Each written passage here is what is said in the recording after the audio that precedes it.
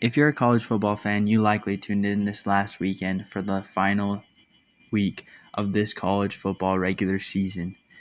And there was plenty of good football to be played. Now, this week potentially had a lot of big-time implications on this upcoming college football playoff.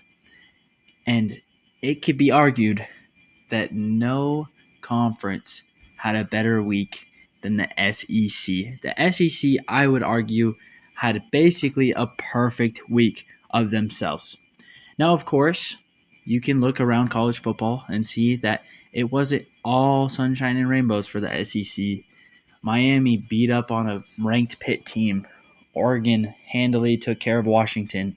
Notre Dame looked dominant, and BYU took care of their UCF Knights. But within the SEC teams took care of business. On Friday, Georgia, who's ranked number 4, took on number 23 Georgia Tech. And while it was an ugly game, they won 16-9, assuring that they'll be in the college football playoff and likely receive one of the 4 byes. Also on Friday was Ole Miss versus Mississippi State. While it looked enticing early on, Ole Miss ran away with it, winning 38-19. Ole Miss is number 7, looking like they're locked into a college football playoff berth, even with losing Lane Kiffin to LSU. The final game that we'll talk about from the SEC on Friday was Texas A&M and Texas. Now, this is the first upset that we're going to be talking about, where number 16 Texas took down number 3 Texas A&M 27-17. Now, you might be wondering, why is this beneficial to the SEC? It could likely knock Texas A&M out of one of the bye spots. While this is true, Texas A&M is still pretty safe within the 12-team field.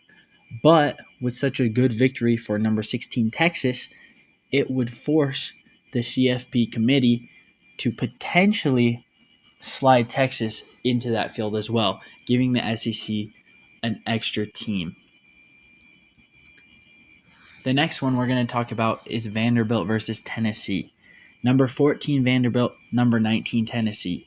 And what happened? Vanderbilt dominated 45-24, giving the CFP committee another SEC team to consider moving up with a dominant top 20 win.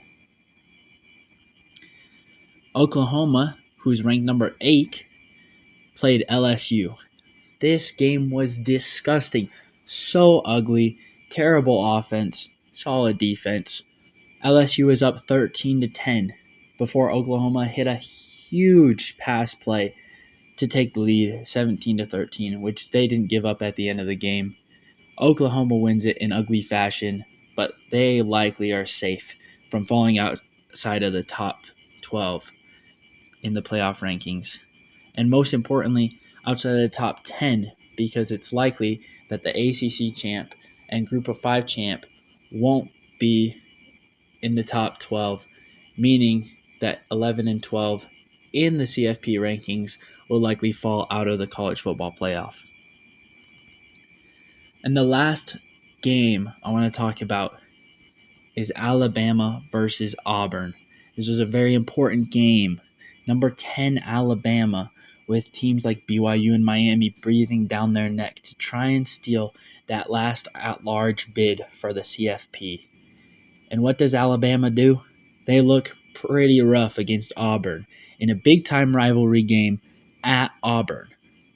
But they make some plays, some big plays, including a big 4th down play, and stop Auburn from tying it, leading to a 27-20 win, likely keeping them safe within the 12-team playoff.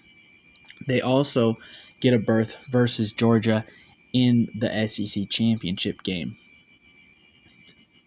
Now, with all this considered, there are 7 teams that the CFP committee will now be begged by the SEC to consider strongly to get into the 12-team playoff.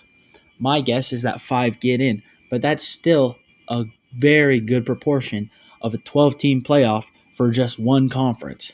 Basically, what I'm saying is the SEC couldn't have asked for better results in these handful of games, and we'll have to see what the CFP committee thinks about what they saw this past weekend when the new CFP poll drops in the next couple days.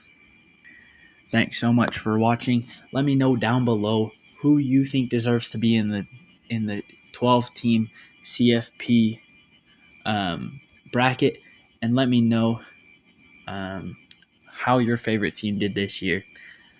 Have a good one. Peace.